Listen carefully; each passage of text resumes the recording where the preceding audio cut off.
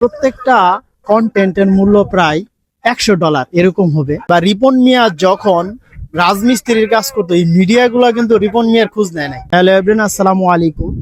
আমার মতো শার্ট পরে এবং লুঙ্গি পরে একজন ভিডিও করে সেই কন্টেন্ট ক্রিয়েটরের প্রত্যেকটা কন্টেন্টের মূল্য প্রায় $100 এরকম হবে। সেই কন্টেন্ট ক্রিয়েটর হলো রিপন মিয়া। অর্থাৎ আগে ছিল রিপন ভিডিও থেকে এখন হয়েছে রিপন মিয়া। তো রিপন মিয়ার বাড়িতে গিয়া যে টিভি চ্যানেলটি সাংবাদিকরা যে কাজটা করলো, তার মা বাবার সাক্ষাৎকার নিল। রিপন মিয়া আগে যে ইনকামটা করতো, বর্তমান তার ইনকাম অনেক বাইরে গেছে।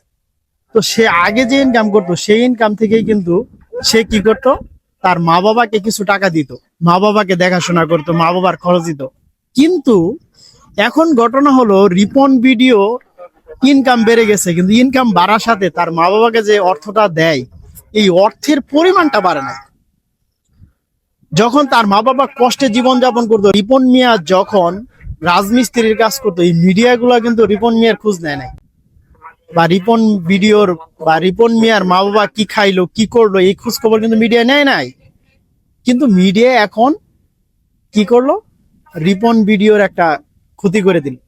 তবে রিপন ভিডিওর একটু দোষ আছে বলা যায়, কারণ সে বিবাহিত হইয়াও সে যে না করলো, সে বিয়ে করে না, এই ব্যাপারটা কিন্তু জানতে হবে।